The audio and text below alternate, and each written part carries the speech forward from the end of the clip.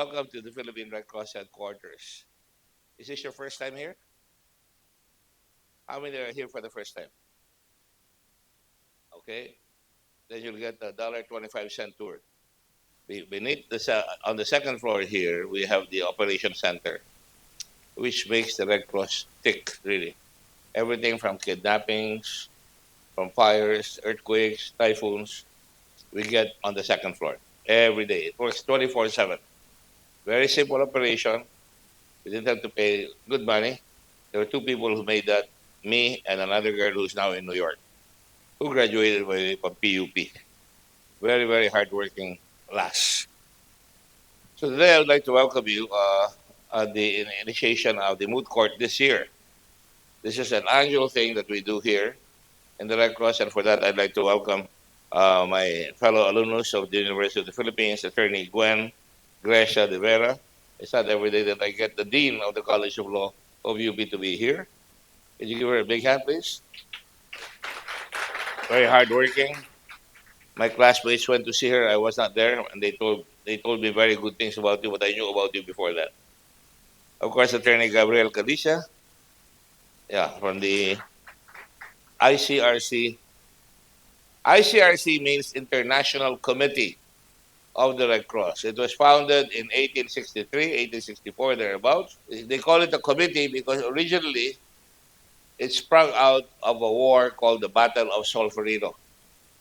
A young man by the name of Henri Dunant was going to see the emperor of what was then the French emperor, because he had problems in Algeria, and there was a war going on, and this was the time when they were trying to organize or reorganize or trying to finally discover the Italian communities that were all scattered into the four corners of Italy and some in Austria. And there was a big carnage going on. About 40,000 people had died and or were wounded. And this young man named Henri Dunant got off his courage and forgot the fact that he was being corrupted by people in Algeria. He was going to complain about that. So what he did was he got off his courage and forgot all about that. He was a humanitarian par excellence. And he went around and called everybody, we're all brothers. Tutti fratelli. Tutti fratelli. And from then on, he wrote a book because they gathered all the wounded, dying, and they put them in churches, in barns. People started coming in. That's how volunteerism started with the Red Cross. And then after that, he wrote a book called The Battle of Solferino, a memoir of Solferino. Because of that, a lot of the kings and princes of the time read it, and they decided they would get together in Geneva with 5 people, some in the military, some in the government. And the 5 of them decided to form the International Committee. That's why it's a committee. It's not an organization, but a committee of the Red Cross, dedicated to making sure that during war, as you all know already by now, there must be rules. You know, people disqualified from war, prisoners, the wounded, and then people who are non-combatants, they're all covered, and that's what they call international humanitarian law. It has developed through the years. It included naval warfare, and it went all the way up to the 50s. There are several protocols, and you should be aware of that. Certainly, you're aware that there are wars that are happening throughout the world in Israel and Gaza. Some claim there are 70,000 people have died. But it also started with the violation of international humanitarian law when they were invaded on that 2 years ago, that place, and a lot of people were killed. About 2,000 people were killed. Having said that, a lot of people tend to gloss over the moot court debates. You should not. In fact, I'm giving instructions, and I have been giving instructions to our people here to make sure that we even try to televise the debates to our own television station. We have a television station here in my mind. I have the TV booth. It's right here. And we can take your performance and televise it and put it out in YouTube so that more people will be aware of it. We have connectivities with ABS-CBN, with all the others, and hopefully we can propagate the idea of international humanitarian law. During the war in World War II, a lot of people were killed. There was the rape of Manila. You should read that book. It's called Rampage, written by an American, and it was really a horrible situation. They even went to the Red Cross and bayoneted a movie star who was hiding in the Red Cross, and a lot of our people who died. And they went all the way to LaSalle in Taft Avenue, and they went there and bayoneted some of the LaSalle brothers. A lot of people were raped. A lot of people were butchered simply because there was no effectivity that was going on. And as you know, even with the great Holocaust in Europe, where they say 10 million Jews and other nationalities were killed by a man named Adolf Hitler and his crew of Nazis. And there was the Nuremberg trials, where a number of them were executed. And there's a lot of criticism about that. Germany and the Japanese, they say a lot of people got away with it. But in reality, some people really got away with it by taking suicide. Goering and all the other guys took suicide. I was just looking at Tojo's history. Uh, he was only about not even 60. I didn't realize that he was not even 60. But he was the guy who engineered the carnage that was Pearl Harbor, and earlier the rape of Nanking. A lot of violations of international humanitarian law. Now, put yourself in the place of those who were victimized. I don't want to use the word victimized. I think victims must become victorious in the end. And it is through these exercises that we're doing here that we can propagate the idea that even wars have rules, so that people who make war must realize that they must be accountable for all their actions. Because if they do not, they just go on the rampage. Bataan, that march was a case in point. When you fall down and you can't get up, the Japanese just bayoneted you. Killings that really go into the area of violations of international humanitarian law.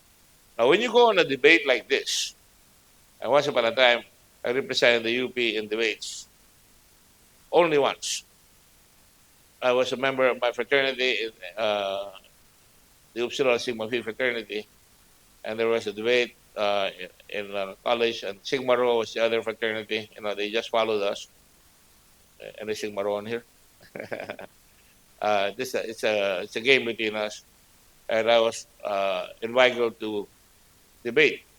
Unfortunately, my debate partner did not play team ball, and I got selected. He didn't get selected, but we lost. The Sigma Rho has represented us.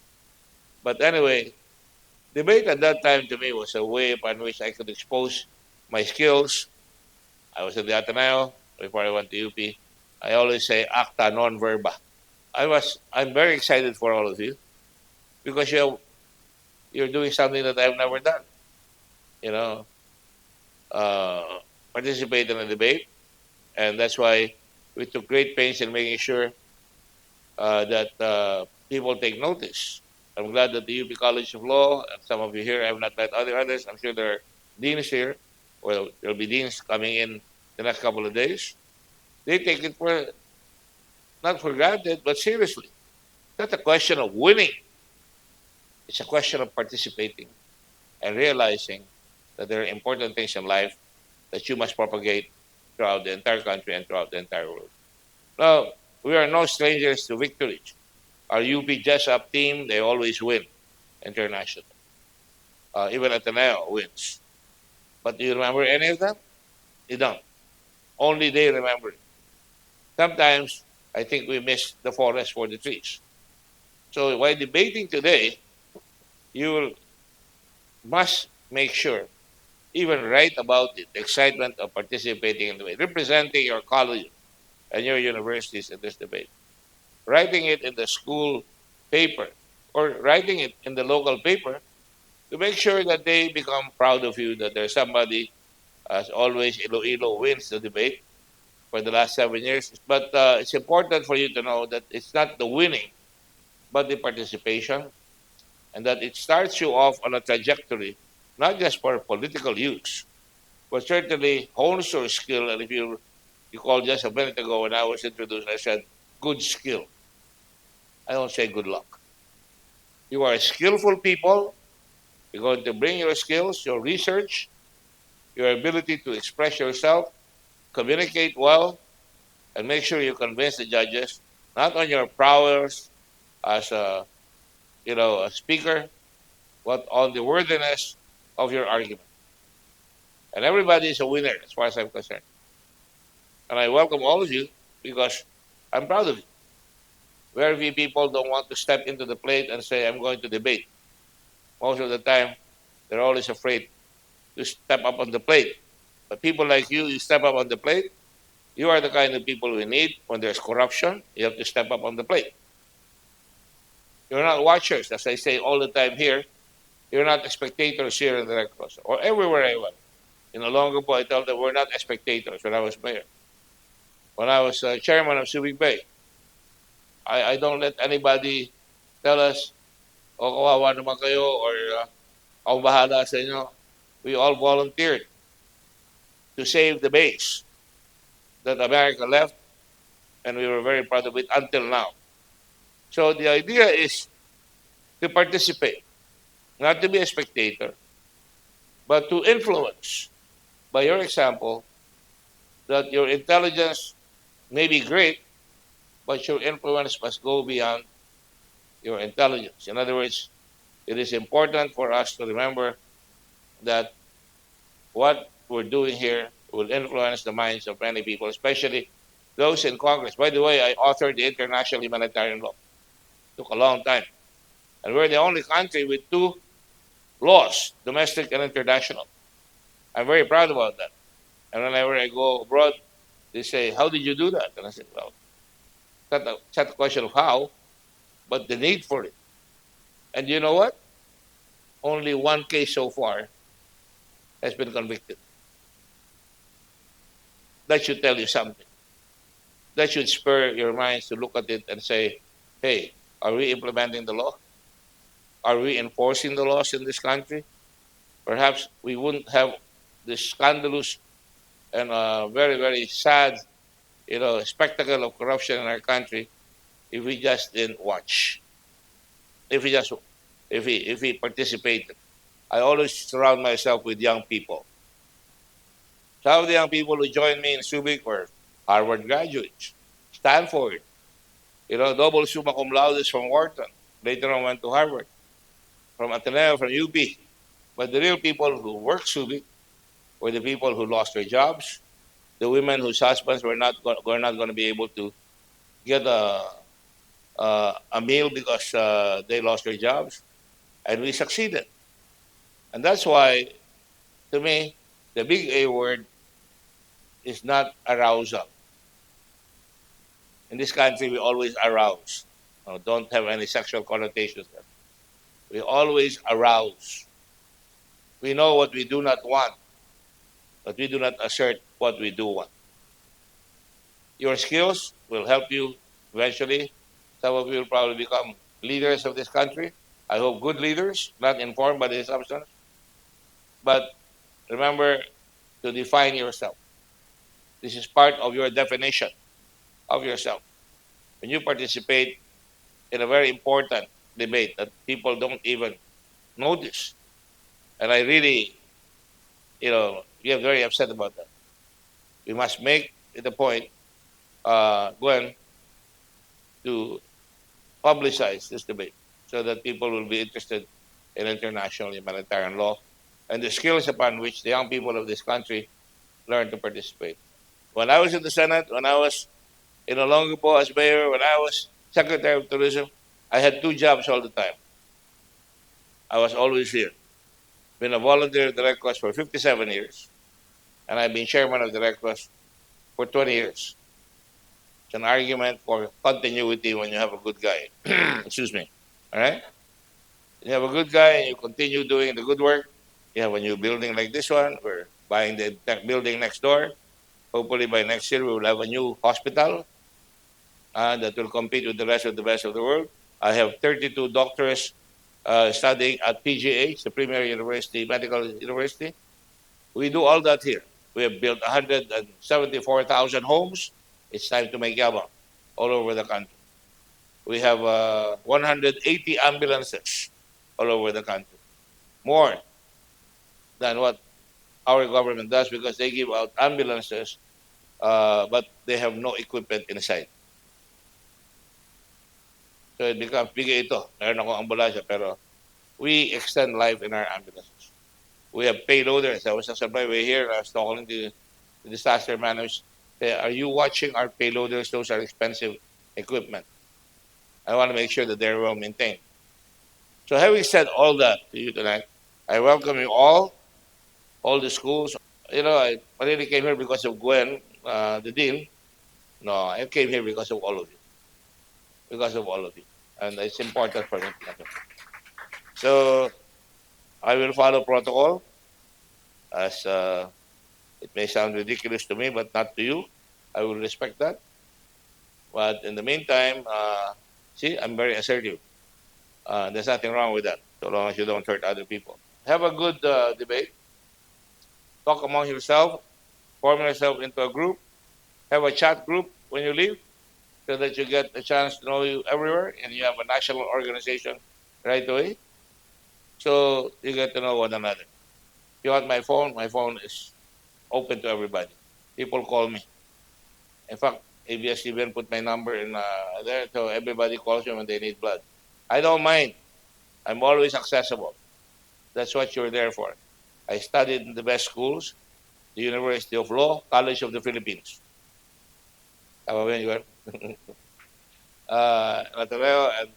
therefore, if I was able to study in these best schools, in spite of my parents, who were only high school, I do say only high school graduates, but they managed to send a lot of people, including ourselves, to school. They kept them at home and put them in boys' town and girls' home. That's where I come from. So, congratulations for participating. And thank you, distinguished guests here, for coming here today. I'm glad I came here. I'm happy you're here. And I'll be happier if you make a difference in the life of this country. God bless you all. Mabuhay Pilipinas.